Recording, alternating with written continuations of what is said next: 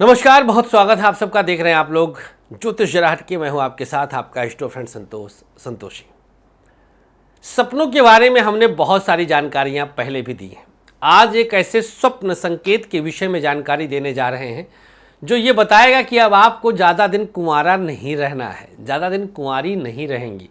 लड़का लड़की दोनों के लिए एक सपने का समान फल मिलेगा और यह किताबों से हट करके कुछ इसमें आपको हम देने जाएंगे, क्योंकि यह अनुभव और शोध पर आधारित है। जब आप सब हमारे पास जन्मांक विश्लेषण के लिए आते हैं या टेलीफोनिक कंसल्टेंसी लेते हैं, सेम टाइम पर हम बहुत सारे क्वेश्चंस आपसे करते हैं अपने रिसर्च के लिए। आपकी कुंडली मेरे सामने होती है, आप मेरे सामने होते हैं, आपकी समस्याएं मेरे सामने होती हैं।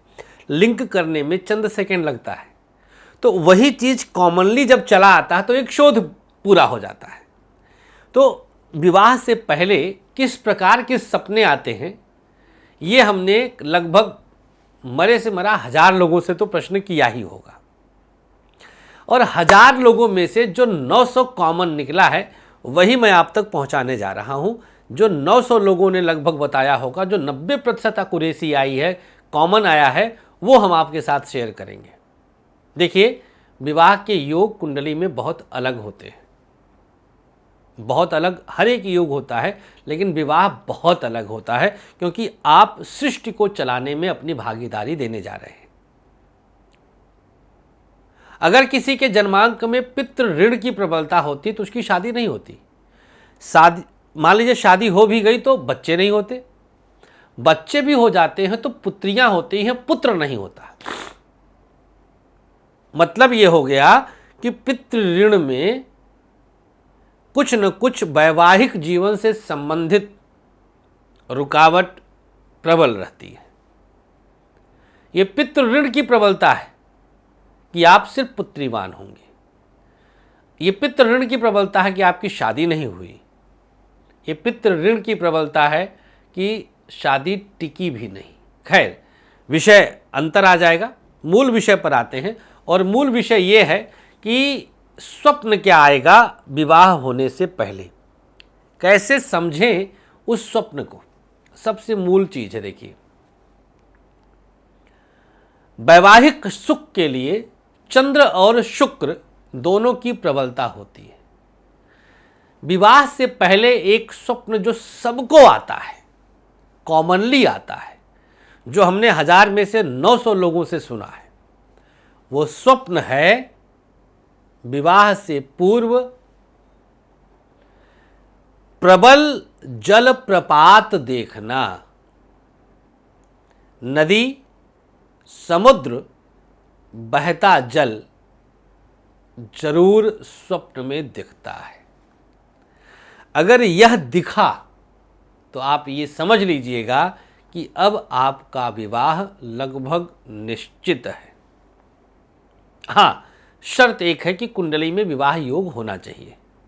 अविवाहित योग में तो सपना ही नहीं आएगा, आ गया तो निष्फल जाएगा। तो स्वप्न का आना, ड्रीम का आना। अच्छा,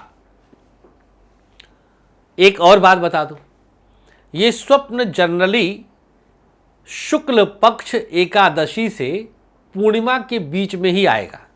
शुक्ल पक्ष एकादशी से पूर्णिमा के बीच में इस प्रकार का स्वप्न यह संकेत दे देता है कि अब हल्दी लगने वाली है, अब मेहंदी रचने वाली है, अब सेहरा सजने वाला है। मतलब आपकी शादी अब हो जाएगी, ये संकेत दे देता है। अब यहाँ पर कई चीज़ें अलग अलग आ जाएंगी, जैसे जल में स्नान करना नहीं, ये सही नहीं है, ये सही नहीं है। बहता जल देखना ठीक है, बहता जल देखते हैं आप, लेकिन जल में स्नान नहीं देखना है। पार करना, नदी पार करना नहीं। आप किनारे खड़े हैं, जल बह रहा है, झरना तो समझ लीजिए कि चट मंगनी पट ब्याह करा देता है। इतना सटीक और शुभ स्वप्न है। तो उम्मीद करते हैं कि आपको समझ में आया होगा। अगर किसी को इस प्रकार के स्वप्न आते हैं तो समझ लीजिए कि अब आपकी शादी हो जाएगी। खोजबीन बढ़ा दीजिए, सर्चिंग बढ़ा दीजिए अगर ऐसे स्वप्न आने लग गए।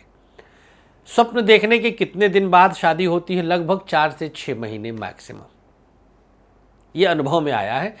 बाकी परमपिता परमेश्वर हैं, हमें अनुमति दीजिएगा। आप लोग अपना बहुत ख्याल रखिएगा। 20 जून से लेकर के मुलाकात कर सकते हैं हमसे आप 30 जून तक मुंबई में।